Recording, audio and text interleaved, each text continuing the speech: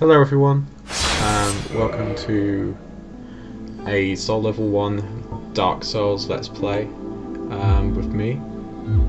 My name is Greg. I've never really done anything like this before, so hopefully you'll all forgive me. Hopefully there'll be plenty of tips after this episode.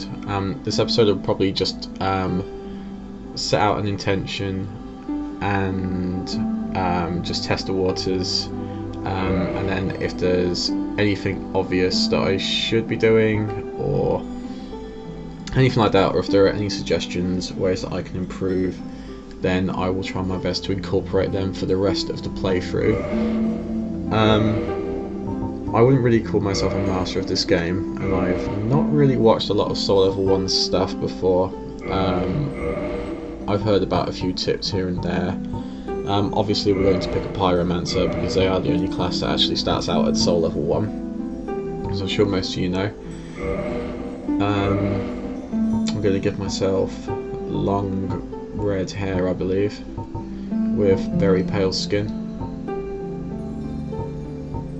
Not sure why.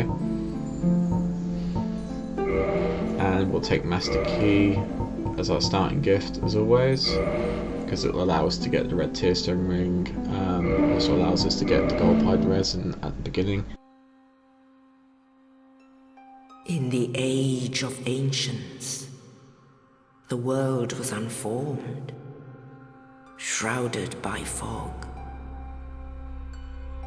A land of grey crags, arch trees, and everlasting dragons.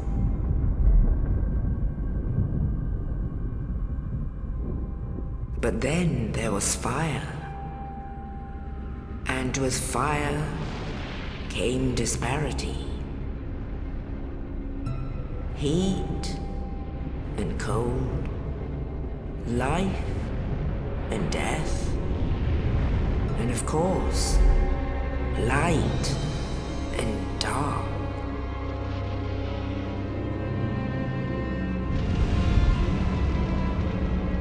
Then from the dark they came and found the souls of lords within the flame.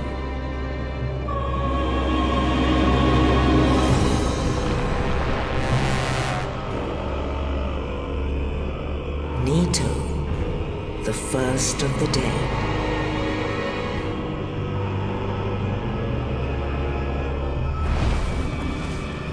The Witch of Asylum and her daughters of chaos. Gwyn, the Lord of Sunlight, and his faithful knights. And the furtive pygmy, so easily forgotten.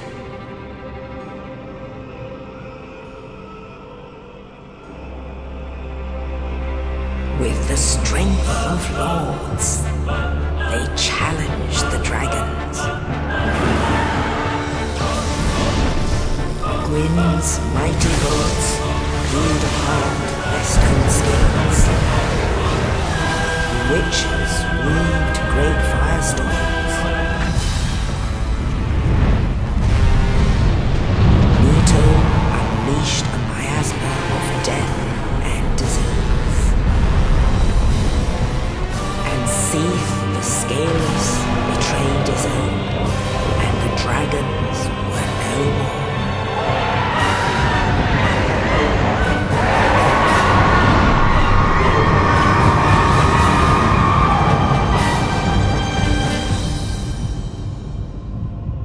Thus began the Age of Fire.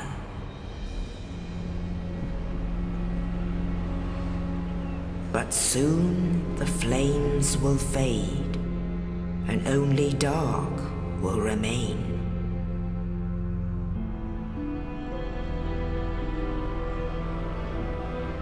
Even now, there are only embers, and man sees not light, but only endless nights.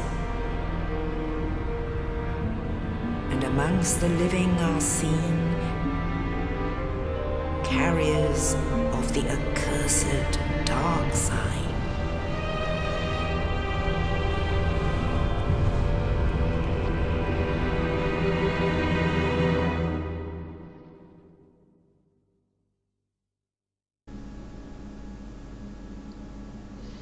I didn't really want to talk during the intro, just because of how good the intro is.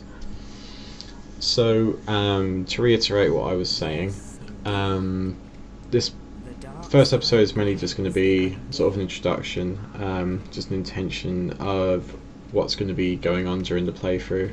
I'm going to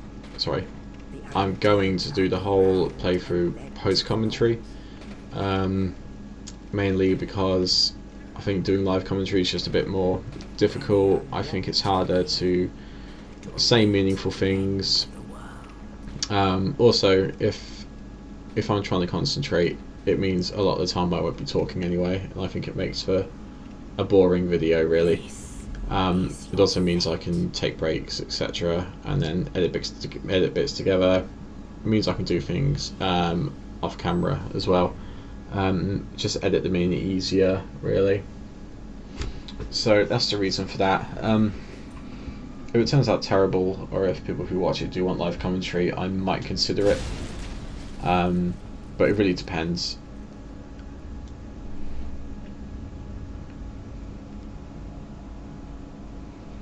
And now we have a key to get out of this place.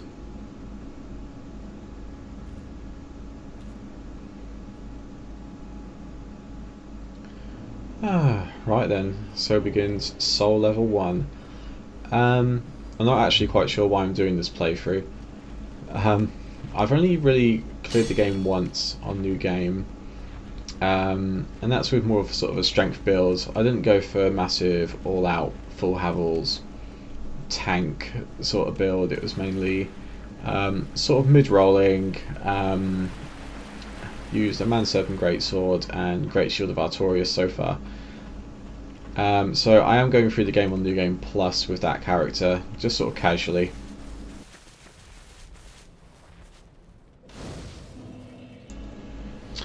But with this, with those playthroughs, I kind of feel bad, mainly because Dark Souls is supposed to be about challenge, but I did use a lot of external sources to help me.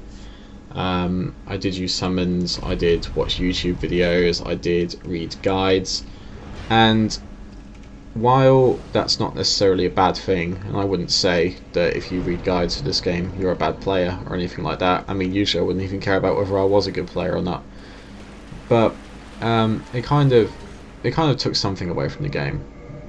I think it depends on how you look at it. I think there is an argument saying that one of the reasons this game is so good is that it does encourage a community to communicate with each other and to help each other out with secrets and guides and things like that. But the other part of me thinks, I felt kind of guilty. I don't think that I went through the same sort of grueling challenge as everybody else did when they first played through the game. So I thought, well, what's something challenging that I could actually feasibly do? I was thinking about playing through the game shieldless, but still being able to level up, obviously, and everything else, but I thought that would be a bit much. I didn't really think I'd be able to get through the game with no shield. But Soul Level 1, it felt like a happy medium between the two. It felt like something I could actually feasibly do, but it also felt like it was enough of a challenge. So that's what I decided to do. I've not really watched any Soul Level 1 playthroughs myself before, so I'm not really too sure what to expect. I'm really not sure whether I'm actually going to be up to the challenge or not. But still, I thought it's a good character to sort of just to have lying around, to come back to every now and then. And I just thought, hey, I've got some hard drive space kicking around that's not really doing much. And Dark Souls it's such an easy game to run on PC, even with DS Fix and the mods. I thought it's actually a game where I can actually record gameplay whilst not feeling like my experience is being hampered, because usually when I use Fraps to record, it totally tanks my frame rate. It's really hard to record games, but somehow with Dark Souls, since it's 30 FPS locked, unless you unlock it, which I did try but it's a bit glitchy, it makes it really easy to just record footage and not even know it. It really, apart from a couple of slowdowns here and there, it feels pretty much like you're playing the game normally. And so I thought, yeah, I could make a thing of this, see if anyone likes it. If people like it, I'll continue. If people don't like it, then no biggie really. I got a bit scared just before the boss. I didn't realise that shield doesn't have 100% block. I should have really guessed, considering it's just pretty much a wooden plank. Not even a full wooden plank, there's a big massive hole in it. So, first thing we got to do when we get to Lordran is get a new shield. I have to have a shield with 100% physical block. Will not accept anything less. I tried to parry and failed miserably. So I think better of it next time to go for the backstab instead. Even going for the backstab turned out to be a little bit dangerous. Well, it's probably more dangerous than it should have been. So we'll chug some Estus and then get ready to go through the fog gate, fight this Asylum demon. I was actually worried I was going to miss there. I have actually jumped down and missed the Asylum demon before. It's probably one of the most embarrassing things I've done in Dark Souls. I don't think I've ever done that before. I suppose it's not as embarrassing as waiting up there and then have him jump up at you and bring the balcony down. So it could have gone worse, could have gone better. I was actually looking for the well, what is it pose, but obviously I don't have it yet.